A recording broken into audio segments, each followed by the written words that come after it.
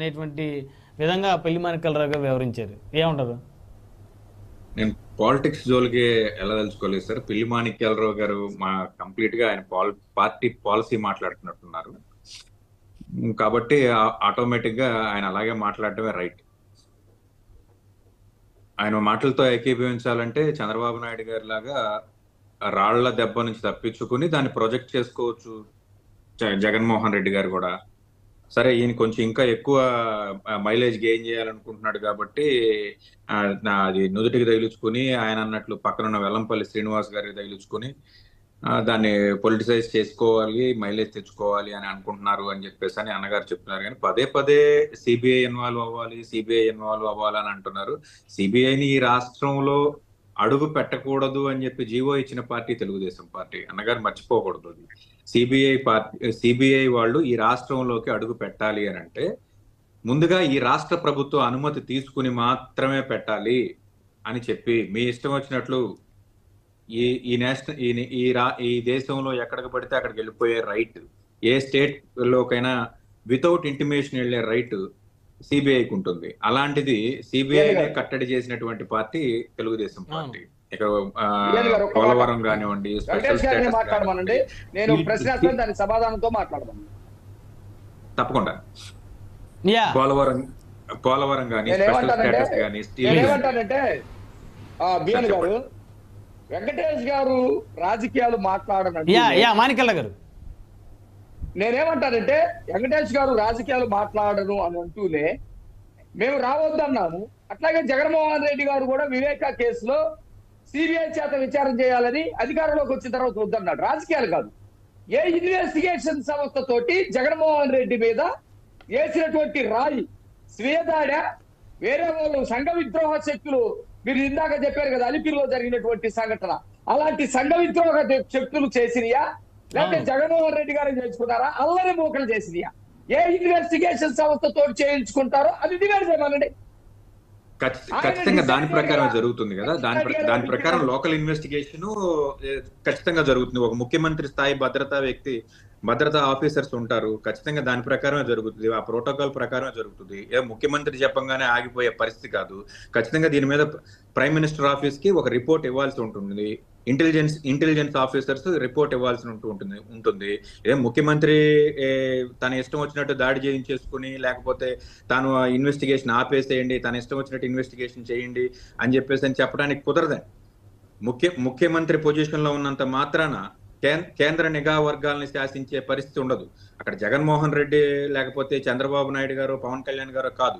ఆ చైర్ అనే దానికి ఒక వాల్యూ ఉంటుంది. ఈ కేంద్ర ప్రభుత్వం కనుసన్నల్లో ఇంటెలిజెన్స్ వర్గాలు ఉంటాయి. వాళ్ళ దాని ప్రకారం, వాళ్ళ రిపోర్ట్స్ ప్రకారం వాళ్ళకి ఖచ్చితంగా నివేదికలు అందుతాయి. దాన్ని బట్టి యాక్షన్స్ ఉంటాయి. ఖచ్చితంగా స్థానికంగా ఉన్నటువంటి పోలీస్ అధికారుల మీద కానివ్వండి, ఇంటెలిజెన్స్ వైఫల్యం మీద కానివ్వండి, ఒకవేళ అవసరమైతే ప్రత్యేక నిఘా వర్గాలను కానివ్వండి, కేంద్ర ప్రభుత్వం ఖచ్చితంగా దర్యాప్తు చేస్తుంది. ఎందుకంటే మొట్టమొదటిగా స్పందించింది నరేంద్ర మోడీ గారు. మనం ఇది మర్చిపోకూడదు. జగన్మోహన్ రెడ్డి మీద దాడి జరిగినప్పుడు మొట్టమొదటిసారిగా మనకి ట్వీట్ ద్వారా త్వరగా కోలుకోవాలని చెప్పింది నరేంద్ర మోడీ గారు. కాబట్టి ఖచ్చితంగా దీని మీద ఏ ఇన్వెస్టిగేషన్ ఆఫీసర్స్ వేయాలి, దాని మీద ఎటువంటి రిపోర్ట్స్ తీసుకోవాలి, దాని యొక్క తీవ్రత ఏంటి, దీని యొక్క ప్రతిపక్షాలు ఉన్నాయా, ఆకతాయిలు ఉన్నారా, లేకపోతే భవిష్యత్తులో జరగబోయే దాడులకి, ఎలిమినేషన్ అనే దాడులకి ఇది ఒక రకంగా ఒక ఉదాహరణ లాగా చేశారా అనే దాని మీద ఖచ్చితమైన నివేదికలు ఉంటాయి. ఇక్కడ మేము ఆలోచించేది ఏంటంటే, ఇదే దాడులు పునరావృతం అయితే ఈ రోజు ఏదో చిన్న గులకరాలతో అయింది, దీని తర్వాత ఇంకేదన్నా జరిగితే దానికి రెస్పాన్సిబిలిటీ ఎవరు తీసుకుంటారు? ఖచ్చితంగా ఈ రాష్ట్ర ప్రభుత్వం ఈ రోజు ఉన్నటువంటి పరిస్థితి, ఎలక్షన్ కోడ్ వచ్చిన తర్వాత మన అధికారుల మీద జులుం ప్రదర్శిద్దామంటే జరిగే పని కాదు. వాళ్ళు ఇండివిడువల్ గా పనిచేయాల్సినటువంటి పరిస్థితి, కేంద్ర ఎన్నికల సంఘం ఆధ్వర్యంలో పనిచేయాల్సినటువంటి పరిస్థితి. ఖచ్చితంగా ఎంఆర్ఓ స్థాయి నుంచి, విఆర్ఓ స్థాయి నుంచి, జిల్లా కలెక్టర్ల స్థాయి నుంచి, ఐపీఎస్లు, ఐఏఎస్లు ప్రతి ఒక్కళ్ళు ట్రాన్స్ఫర్లు అవుతూ ఉంటారు. ఏదో నాకు నచ్చిన ఆఫీసర్ని తీసుకొచ్చి నాకు నచ్చిన నియోజకవర్గంలోనో లేకపోతే నచ్చిన చోట వేసుకుంటానంటే జరిగే పరిస్థితి కాదు.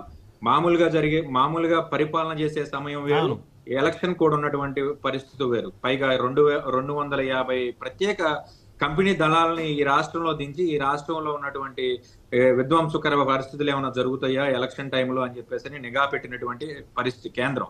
కాబట్టి ఈ యొక్క దాడిని అంత సాదాసీదాగా తీసుకుంటుంది అని నేనైతే అనుకోవట్లేదు. నేను చెప్పదలుచుకున్నది ఏంటంటే సిబిఐ అనే ఒక దర్యాప్తు సంస్థని ఈ రాష్ట్రంలోకి రావడానికి ప్రివెంట్ చేసినటువంటి పార్టీ గతంలో చంద్రబాబు నాయుడు గారు ఆధ్వర్యంలో ఉన్న తెలుగుదేశం పార్టీ ఈ రోజు పదే పదే సిబిఐ అని కలవరం హాస్యాస్పదంగా ఉంది అని చెప్పడం అనేది నా ఉద్దేశం. ఇప్పుడు ప్రతిపక్ష నాయకులు చేపించారంటారా? ఫైనల్ గా ఏం చెప్తారు? ప్రతిపక్షాలకు సంబంధించినటువంటి నేతలకి రాయిదాడికి ఏమన్నా సంబంధం ఉందా? జగన్మోహన్ రెడ్డి గారికి ఒక చిన్న దెబ్బ తగిలితే దాని ద్వారా ఏదైనా బెనిఫిట్ పొందాలి అనుకుంటే ఆ పార్టీ యొక్క నాయకులు, లేకపోతే స్థానికంగా ఉన్నటువంటి నాయకులు, లేకపోతే ఆ పార్టీ ఎన్నికల సమయంలో ఉంది కాబట్టి ఎన్నికల్లో ఏదన్నా కాస్త వాళ్ళకి గెయిన్ అయ్యేటువంటి పరిస్థితి ఉండొచ్చు. కానీ అదే జగన్మోహన్ రెడ్డి ఎలిమినేట్ అయితే, ఇప్పుడు ఇందాక అన్నగారు చెప్పినట్టు రాజీవ్ గాంధీ గారు హత్య కేసులో ఒక బాంబు దాడి జరిగి జగన్మోహన్ రెడ్డి ఎలిమినేట్ అయితే ఎవరు బెనిఫిట్ అవుతారు? ఈ రోజు జనసేన పార్టీ సంగతి మాట్లాడుతాం. పవన్ కళ్యాణ్ గారి తర్వాత ఇంకొక నాయకుడు ఆ పార్టీని దిశానిర్దేశం చేసే పరిస్థితి లేదు. ఆ పార్టీకి పవన్ కళ్యాణ్ గారి, అలాగే మొదటి నుంచి వైఎస్ఆర్ కాంగ్రెస్ పార్టీ నడిపిస్తుంది భారతీ రెడ్డి గారు అనే చెప్తున్నాం సార్. జగన్మోహన్ రెడ్డి గారు భారతీ రెడ్డి గారి అదే మేము చెప్తున్నాం. భారతీ రెడ్డి గారు మీ అధినేతలు వెనకాల ఉన్న ఆడవాళ్ళని మాట్లాడితేనేమో అయ్యో అమ్మో అని చెప్పి గగ్గోలు పెడతారు. ఏంటి భారతీ రెడ్డి గారు వైఎస్ఆర్ కాంగ్రెస్ పార్టీ సంబంధించినటువంటి